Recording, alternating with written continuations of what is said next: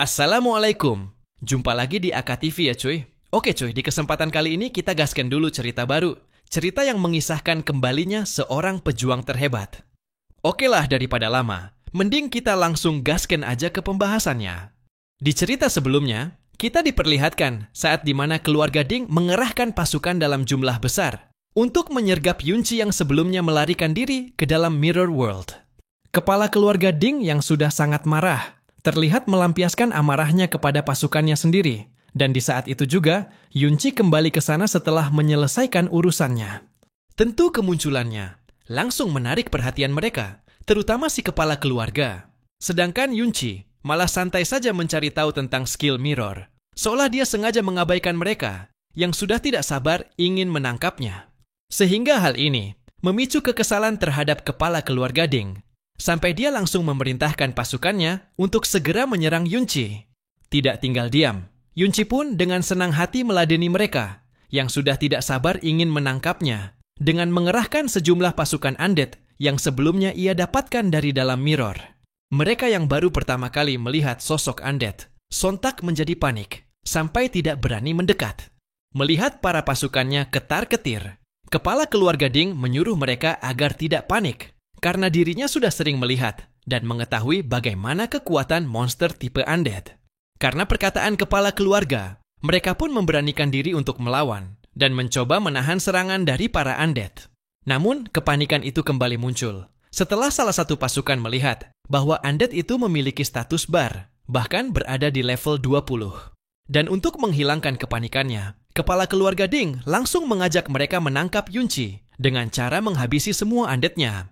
Akan tetapi, baru saja mereka akan bertindak, mereka justru sudah kehilangan jejak Yunci, tanpa ada satupun orang yang mengetahui kemana perginya.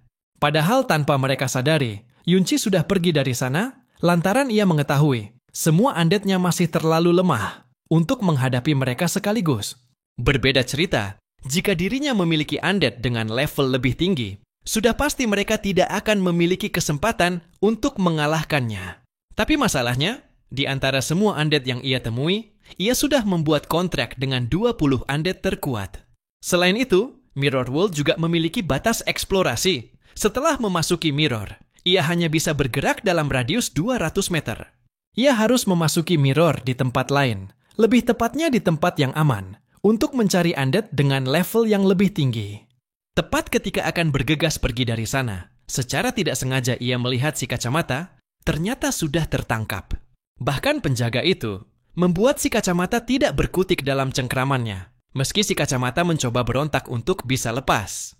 Tanpa menunggu penjaga itu menghajar si kacamata, Yunci terlebih dahulu melakukan serangan, hingga membuat cengkramannya langsung terlepas.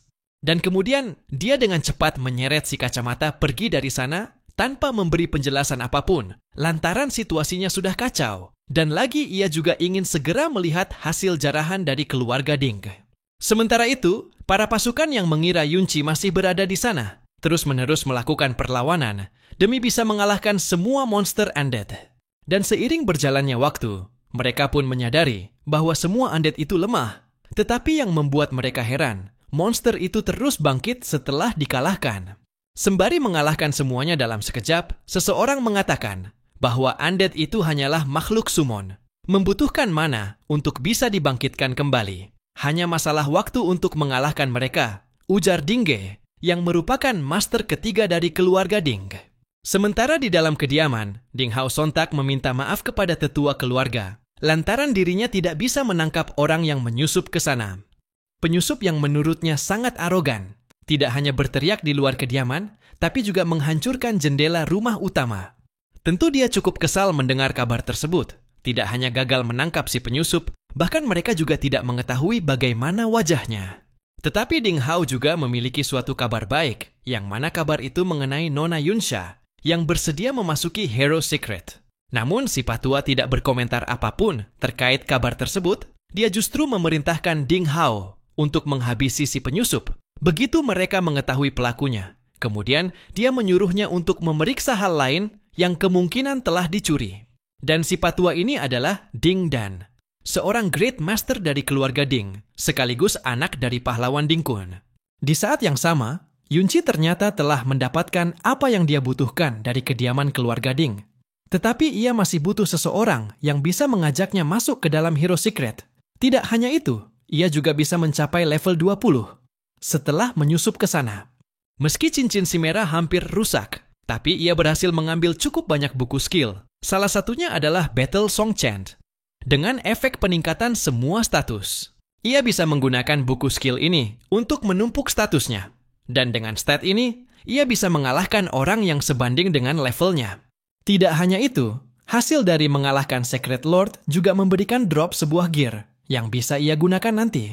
Tapi yang paling penting, dirinya sudah bisa meningkatkan Mirror World ke level 2. Dengan ini kekuatan Undead Summonnya telah meningkat. Namun semua ini masih belum cukup untuk menandingi apa yang digunakan oleh pahlawan Ding Kun. Menilai dari equipment yang ada di patung itu, pahlawan Ding Kun setidaknya berada di kelas Berserker peringkat S. Setidaknya ia harus membuat kontrak dengan Undead di level yang sama dan melampaui level 50 untuk bisa menghabisinya. Sementara ia memikirkan hal ini, si kacamata terlihat tidak bisa tenang lantaran takut apabila keluarga Ding akan mengejar mereka. Untuk menghilangkan kecemasannya, dia menyuruh si kacamata tidak khawatir karena ia sudah mengacaukan keluarga Ding sehingga identitas mereka tidak akan terungkap. Akan tetapi si kacamata masih terlihat cemas meskipun Yunci sudah memberitahunya. Dan Yunci pun tentunya memahami kecemasannya itu, mengingat umurnya yang masih muda. Jadi ia tidak bisa menyalahkannya. Tanpa mempermasalahkan hal ini, ia lantas menanyakan tentang secret terdekat, tempat di mana orang-orang mati, lantaran dirinya ingin memasuki secret level tinggi untuk leveling. Seperti yang diharapkan, si kacamata mengetahui di mana secret yang Yunci maksud. Secret yang dimaksudkan hanya ada di satu tempat, yaitu di sekolah mereka. Tetapi mereka tidak akan bisa menyelinap masuk ke sana. Tentu Yunci pun paham bahwa secret itu telah dimonopoli. Jadi dirinya harus mengandalkan cara khusus untuk bisa masuk ke sana. Dan singkat cerita, Yunci pun langsung menemui wali kelas di sekolah dan memberikan 2 buku skill sebagai sogokan demi bisa memasuki secret tersebut. Melihat 2 buku skill yang cukup menggiurkan, sontak membuat sikap wali kelas berubah secara drastis sampai dia berpikir bahwasanya Yunci memiliki pendukung. Padahal tanpa dia ketahui, Yunci mendapatkan semua itu bukan karena memiliki pendukung, melainkan hasil curian dari keluarga Ding. Dan dengan cara menyogok wali kelasnya, ia akhirnya bisa ikut serta menjelajahi Secret Realm yang hanya bisa dimasuki oleh para murid tingkat atas. Namun begitu melihatnya secara langsung, ia merasa ada sesuatu yang aneh pada secret itu. Wali kelasnya menjelaskan, jika tempat itu adalah Heroic Secret Realm yang dihadiahkan untuk sekolah oleh pahlawan, rumornya pahlawan pernah bertarung di sana. Hanya saja jejaknya belum diketahui.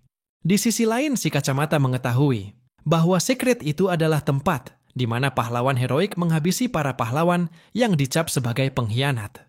Tanpa banyak penjelasan, wali kelas yang tiba-tiba bersikap baik langsung menyuruh salah satu siswa tingkat atas untuk menjaga Yunci dan si kacamata selama menjelajahi Secret Realm.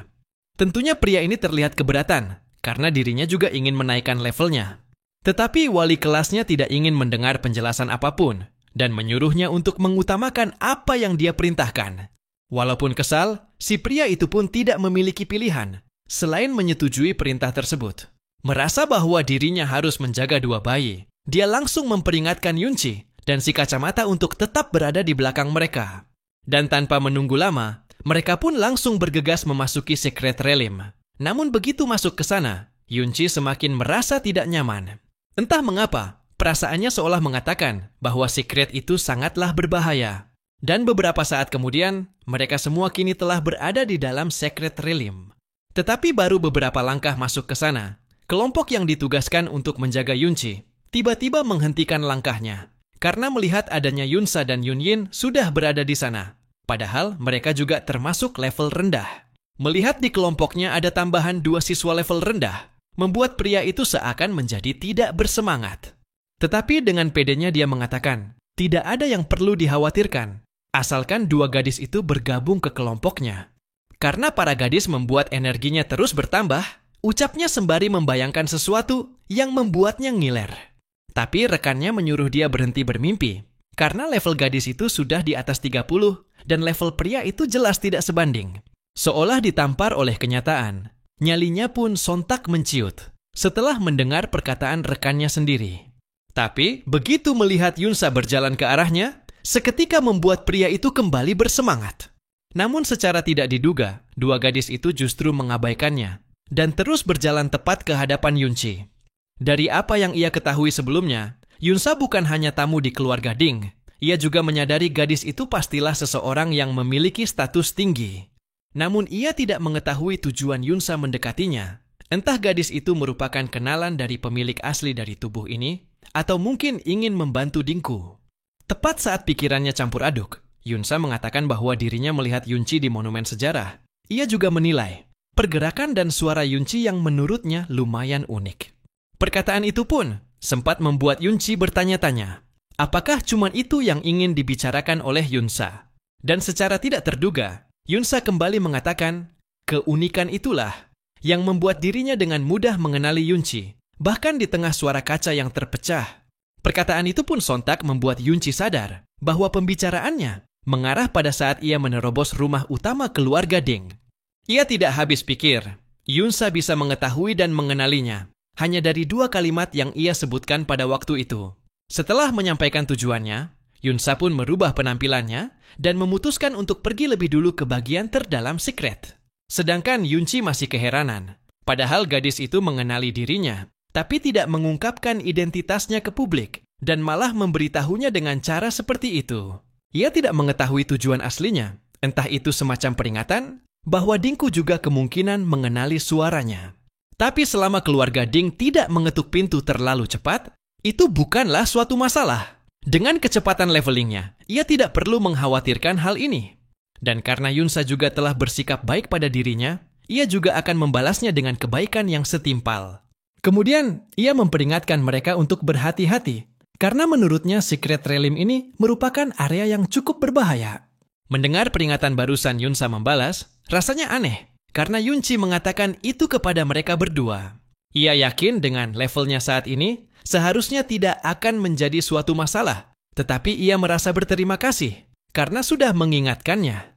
Sementara di samping itu, mereka yang mengetahui siapa Yunsa sontak dibuat keheranan karena Yunsa yang penyendiri tiba-tiba bersikap baik pada satu pria. Tentu mereka pun sangat ingin berteman dengan Yunsa, sampai meminta bantuan kepada Yunci untuk mengenalkan mereka. Akan tetapi Yunci malah mengabaikan mereka dan memilih pergi memisahkan diri dari kelompok itu. Mendengar keputusannya itu, membuat mereka langsung menghentikan Yunci serta memperingatkan tentang bagaimana bahayanya monster di sana bagi Yunci dan si kacamata yang memiliki level rendah. Namun si pria tadi langsung melerai dan menyuruh semua rekannya untuk membiarkannya pergi. Menurut pendapatnya, jika Yunci dekat dengan Yunsa, kemungkinan levelnya juga tidak rendah. Padahal di sisi lain, dia sangat tidak suka dengan Yunci karena dekat dengan Yunsa, dan kedekatannya itu membuat dirinya merasa seakan diremehkan. Sementara di depan pintu masuk ke dalam Secret Realm, Dingku terlihat datang ke sana secara terburu-buru dan langsung menanyakan salah satu kelompok yang masuk ke dalam kepada salah satu guru, sembari memasang tampang kesal yang membuat guru itu pun seakan terheran.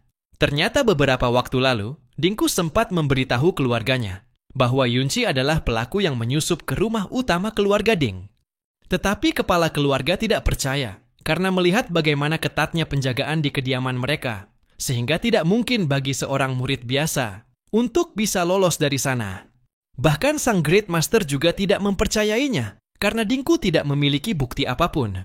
Entah dengan cara seperti apa Dingku meyakinkan keluarganya, yang pasti dia datang sendiri ke sana dan memaksa guru agar membiarkannya masuk ke Secret Realm untuk mencari Yunci dan si kacamata. Sedangkan saat ini di dalam Secret Realm, Yunci tengah memulai levelingnya dengan menghadapi beberapa monster yang berada di level 20. Level yang cukup tinggi bagi seorang siswa yang memiliki level rendah. Selain memiliki tubuh yang cukup keras, monster itu juga bisa mengeluarkan sebuah tembakan laser yang lumayan cukup kuat. Bahkan Yunci yang berada di level yang sama terlihat cukup kesulitan untuk mengatasi tembakan lasernya karena terdapat begitu banyak batu kristal di sekitarnya yang membuat laser itu terpantul ke segala arah. Untungnya ada si kacamata yang bisa menciptakan beberapa shield untuk melindungi Yunci dari serangan musuh, sehingga Yunci bisa dengan mudah menghindar dan terus maju lebih dekat. Bahkan shield itu juga memberinya efek buff yang mempercepat gerakan serta serangannya. Dengan mengandalkan efek dari kemampuan si kacamata, ia langsung maju sembari melakukan serangan melingkar ke bagian tubuh monster itu. Tidak cukup dengan sekali serangan, ia kembali bersiap untuk memberikan serangan susulan. Dengan memanfaatkan momentum yang tepat, ia dapat mengalahkan monster elit hanya dengan 2 kali gerakan. Setelah mengalahkan beberapa monster di sana, ia kembali mendapatkan 1 kali kenaikan level. Si kacamata yang ikut berkontribusi dalam pertarungan ini, levelnya juga meningkat menjadi 11. Dari sekian banyak buku skill yang ia dapat dari keluarga Ding, secara kebetulan ia menemukan skill praktis yang bisa si kacamata pelajari di levelnya saat ini. Meski level monsternya cukup tinggi, tapi skill si kacamata sangat membantu dalam setiap situasi di pertarungan. Setelah mengalahkan monster di sana, mereka pun melanjutkan perjalanan ke tempat yang dihiasi lebih banyak batu kristal. Berdasarkan penjelasan guru, di tempat itu ada monster langka yang disebut Obsidian Beast, kemungkinan akan mendapat drop skill tipe support jika berhasil mengalahkannya. Seperti gravitasi full, sebuah skill yang dapat mendorong target, dan itu akan menjadi skill yang harus ia pelajari di Mirror World. Tidak hanya Obsidian Beast, di sana juga ada Undead, yang tentu membuat ia penasaran dengan tempat di mana orang kuat gugur, yang memungkinkan jiwanya masih berkeliaran di tempat. Ia harap bisa menemukannya di dataran tinggi. Tepat saat memikirkan itu, ia tiba-tiba memasang tatapan terkejut saat melihat sejumlah monster dengan jenis berbeda. Melihat hal ini, ia seakan familiar dengan tempat itu, yang mana kemungkinan tempat itu adalah Crystal Pillar Canyon. Tempat di mana ada begitu banyak monster elit Radiant Stone Beast bergerak secara bersamaan. Para monster itu bahkan bergerak setidaknya 1 kilometer, jauh dari area pergerakan monster pada umumnya, yang kemungkinan adalah tipe Wandering. Tipe Wandering adalah monster langka yang terdapat dalam Sacred Realm. Umumnya mereka tidak hidup kembali di satu tempat dan berkeliaran kemana-mana dan lebih kuat dari monster biasa. Dulu saat manusia tidak sekuat sekarang, menghadapi tipe Wandering berarti bersiap untuk pertarungan sulit. Karena mereka bahkan bisa berkeliaran keluar dari Sacred Realm, menyebabkan tragedi Sacred Realm yang tidak terhitung jumlahnya, namun sebanding dengan tingkat bahayanya. Mengalahkan mereka akan mendapatkan XP dan lot, dan kualitas item drop yang lebih tinggi daripada monster biasa. Ia juga menyadari bahwa monster itu sangat kuat. Ia hanya bisa menyelidiki mereka untuk saat ini, dengan cara mengalahkan beberapa dari mereka. Namun setelah mendaratkan serangan fatal, ia sempat terkejut dan tidak percaya. Ada monster yang memiliki skill penyembuhan secara terus-menerus. Situasi itu pun sejenak mengalihkan perhatiannya, sehingga dia tidak sadar 2 monster lainnya tengah siap menembakkan laser kuat tepat ke arahnya. Nantikan bagaimana kelanjutan ceritanya hanya di AKTV. Semoga terhibur dan sampai jumpa di lain waktu.